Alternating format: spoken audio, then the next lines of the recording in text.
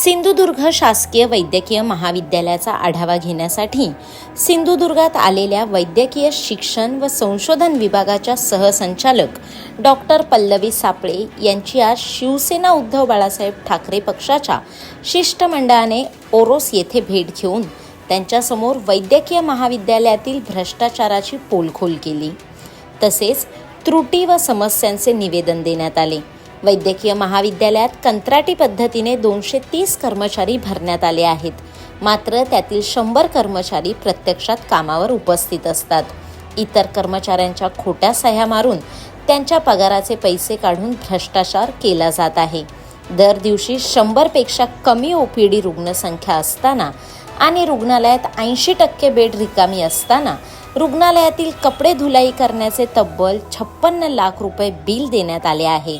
त्यामुळे हे महाविद्यालय भ्रष्टाचाराचे कुरण झाले आहे असा आरोप शिवसेना शिष्टमंडळाने केला आहे.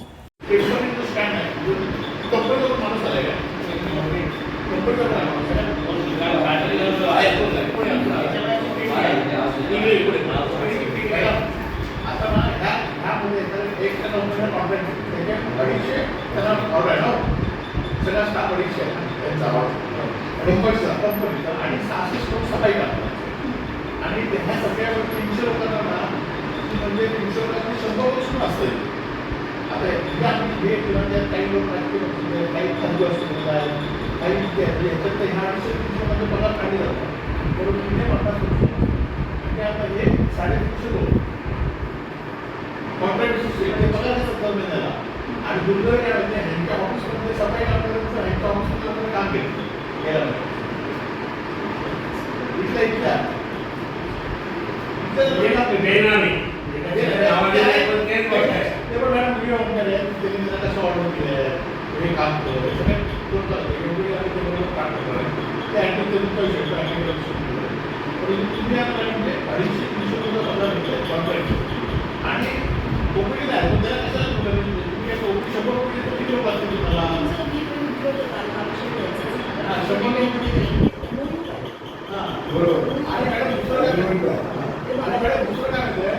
त्यांचा माणूसच नाही त्यांचा माणूस जॉब त्याला मस्करवर पण माहिती काय लागली आपल्याला किती स्टाफ आहे कुठल्या भागात दोन आहेत जरा आपल्याला किती स्टाफ आहे कुठल्या भागात 5 आहे कुठे 2 आहे कुठे 4 आहे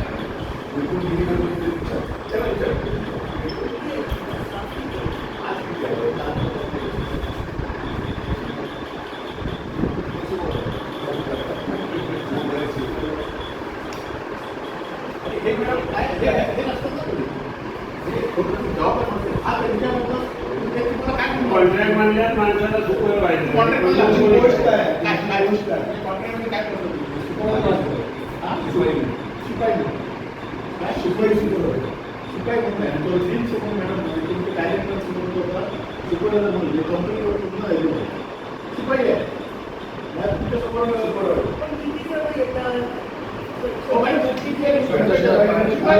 त्या दिवशी आम्ही विजिट केली त्या दिवशी यांनी सांगितलं आमच्याजवळ 150,000 डील होते.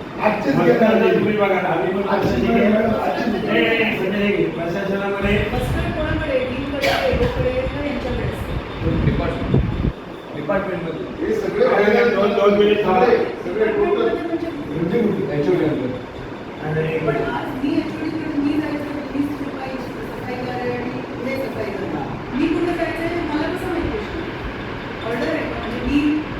डिपार्टमेंट क्लीन करायचं असं काय ऑर्डर काय म्हणजे कसं बघणार हे 5 जण गेले आणि हे 5 जण यांना तिथेच जायचं.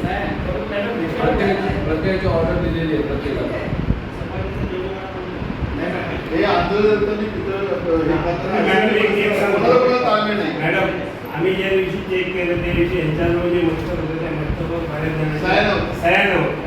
आम्हाला डील विचारत होतो आज जर ठेवायचं कसं प्रशासकीय डिपार्टमेंटचं आणि सेंट्रल